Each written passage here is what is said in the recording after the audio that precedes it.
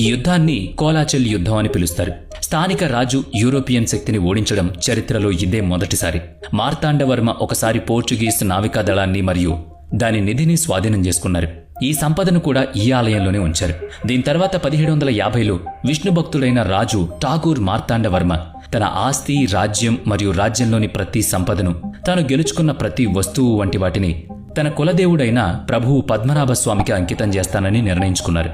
తర్వాత అతను తాను కూడా పూర్తిగా అనంత పద్మనాభ స్వామికి అంకితమయ్యారు. అంటే అతను పూర్తిగా విష్ణువు యొక్క పరమ భక్తుడిగా మారారు. తనను తాను ఆ విష్ణువుకి అర్పించుకున్నారు.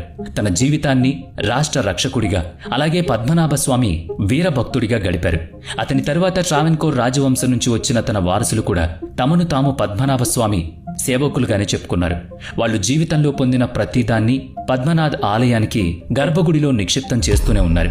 ట్రావెన్కోర్ రాజవంశం యొక్క చివరి పాలకుడు 1931 నుంచి 1949 వరకు పాలించిన రాజు చిత్రతిరల్ బలరామవర్మ.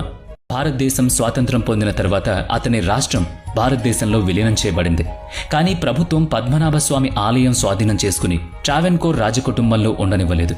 అప్పట్నుంచి ఈ ఆలయ పనితీరుకు రాజకుటుంబం ఆధ్వర్యంలోని ఒక ప్రైవేట్ ట్రస్ట్ నిర్వహిస్తోంది. రాతి మరియు కాంస్యంపై చెక్కబడిన ఈ ఆలయ నిర్మాణం ప్రపంచవ్యాప్తంగా ప్రసిద్ధి చెందింది. ఈ ఆలయం లోపలి భాగంలో అందమైన పెయింటింగ్లు చెక్కబడ్డాయి. ఈ చిత్రంలో కొన్ని సైన భంగిమలో ఉన్న విష్ణువు, నరసింహస్వామి, గణపతి మరియు గజలక్ష్మి చిత్రాలున్నాయి. ఈ ఆలయంలోని ధ్వజస్తంభం దాదాపుగా 80 అడుగుల ఎత్తుంటుంది. ఇది బంగారం మరియు రాగి రేకులతో కప్పబడి ఉంటుంది. ఈ ఆలయంలో బలిపీడ మండలం మరియు ముఖమండపం రూపంలో కొన్ని నిర్మాణాలున్నాయి. అనేక హిందూ దేవతల అందమైన శిల్పాలు ఇక్కడ మనకి కనిపిస్తాయి. ఈ ఆలయం విష్ణువు యొక్క 108 పవిత్ర ఆలయాల్లో ఒకటి. దీన్ని భారతదేశంలోని దివ్య మందిరంగా కూడా కొలుస్తారు. ఈ ఆలయంలో ప్రధాన దేవత అనంత అనే సర్పం మీద శయనించిన విష్ణువు. ఈ ఆలయంలో 18 అడుగుల పొడవైన విష్ణువు విగ్రహం నిద్రిస్తున్నట్టు భంగిమలో కనిపిస్తుంది. ఇప్పుడు మనం పద్మనాభస్వామి ఆలయానికి సంబంధించిన కొన్ని రహస్యాలు తెలుసుకుందాం. అందులో ముందుగా ఆలయంలోకి ప్రవేశించడానికి దుస్తుల కోడ్.